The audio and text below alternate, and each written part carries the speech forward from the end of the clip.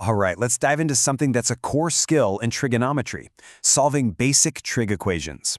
Now, I know that might sound a little intimidating, but I promise it's way easier than it looks, because you already have most of the skills you need. By the end of this, you'll see exactly what I mean. Just take a look at this. On the left, you've got a standard algebra equation. You've been solving those for years, right? Subtract 1, divide by 2, boom, you've got x. Well, here's the secret. The trig equation on the right follows the exact same logic. Seriously, if you can handle the one on the left, you are already halfway there with the one on the right. And that really is the heart of it all. Solving these is just like basic algebra. The goal is always the same: get the variable by itself. The only tiny difference here is that instead of isolating x, our mission is to isolate the entire trig function, like sine of theta. So, to make this totally foolproof, we're going to use what I call the three-step master plan. Think of this as your reliable blueprint that you can use on every single one of these problems to get the right answer every single time. Okay, so here's the plan. Step 1, isolate. Just like in algebra, we use our skills to get the trig function all by itself on one side of the equal sign. Step 2, identify. We look at our good old unit circle and find the reference angle that matches the value we got. And finally, Step 3, find. We use that reference angle to hunt down all the possible solutions in the given range. That's it. That's the whole game plan.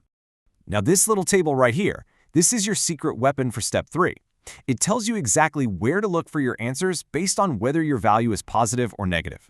So let's say sine is positive, boom, you're looking in quadrants 1 and 2. Cosine is negative, your answers are going to be hiding out in quadrants 2 and 3. This is absolutely crucial because it makes sure we find all the solutions, not just the first one that pops into our head. All right, enough theory. The best way to get good at this is to actually do it. So let's put our master plan to work. We're going to walk through a few examples together, step by step. So let's start with that equation from the very beginning. 2 times the sine of theta minus 1 equals 0. Time to apply our three-step plan. First up, step 1, isolate. We're going to treat that sine theta like it's a single block, like it's our x. So we add 1 to both sides, then we divide by 2, and just like that, the trig function is isolated. We're looking for an angle theta where the sine is 1/2. On to step 2, identify. So we ask ourselves, what angle on that unit circle has a sine value, a y value of 1/2? Well, that's our reference angle, pi over 6. And since 1/2 is positive, we check our quadrant chart. Where is sine positive? Quadrant I and quadrant 2. And now for the final step. Step 3, find the angles. Well, the quadrant 1 answer is easy. It's just the reference angle itself, pi over 6. And to get that quadrant 2 answer, we just subtract our reference angle from pi, which gives us 5 pi over 6. And there you have it, our two solutions. Okay, that was pretty straightforward. But what happens when you throw a negative value in the mix? Let's try this one. Cosine of theta plus the square root of 3 over 2 equals 0. Let's combine the first two steps to speed things up a bit. First, we isolate cosine by subtracting root 3 over 2 from both sides. That gives us cos theta equals negative root 3 over 2. Now the reference angle for root 3 over 2 is pi over 6, but since our value is negative, we check our chart and we see that cosine is negative in quadrants 2 and 3. So now we just find the angles. For our quadrant 2 solution, we do pi minus our reference angle, that's 5 pi over 6. And for the quadrant 3 solution, we do pi plus our reference angle, which gets us to 7 pi over 6. See? Two completely different angles, but they both give us that same negative cosine value. Let's do one last one together, this time with tangent. It's got a tiny bit more algebra, but it's the same process. How do we solve 3 times tangent of theta plus the square root of 3 equals 0? So if you follow those same steps, subtract the root 3, divide by 3, you'll get tangent of theta all by itself, and it'll equal negative root 3 over 3.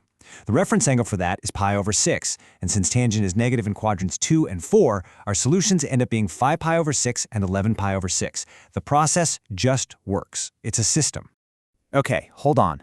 Before we go any further, I have to talk about the single biggest mistake people make with these problems. It is such a simple trap, and it's so easy to fall into if you're not paying attention. Be honest, have you ever done this? You solve a problem, you find one answer, like pi over 6, and you just stop.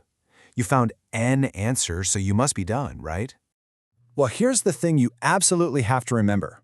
Most of these basic trig equations have two distinct solutions between 0 and 2 pi. If you only find one, you have almost certainly missed the other one that's hiding in its valid quadrant.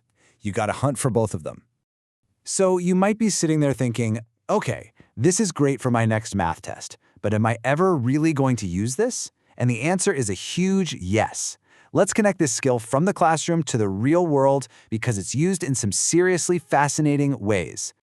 Believe it or not, take climatology. The number of hours of daylight in a city throughout the year follows this really predictable sine wave, and scientists use the exact method we just learned to make predictions about it. This formula right here, it actually models the hours of daylight. Now, I know it looks super complicated, but look closely.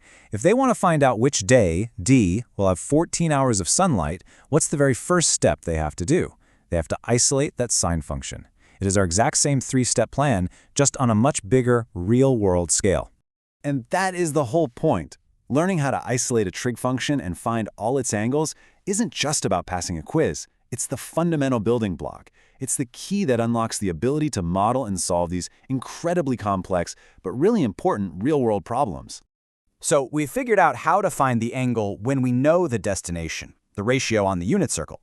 But that leaves one big question, doesn't it? What if you flip the journey? What happens when you already know the angle and you want to find the ratio? How does that unlock the secrets of the waves that shape our world, from sound to sunlight?